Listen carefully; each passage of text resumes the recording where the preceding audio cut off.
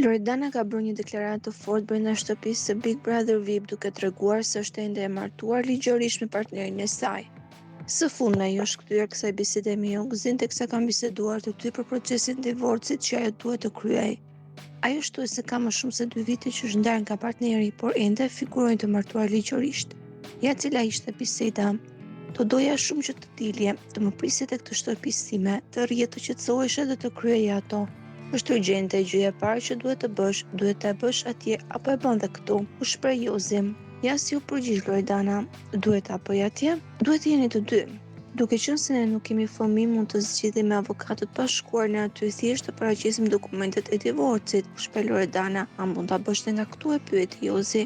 Jo, duhet të shkoj atje, po bëhet me avokat, zgjet shumë më pak se kanë folur. Se di do, e pyet sërish Jozi.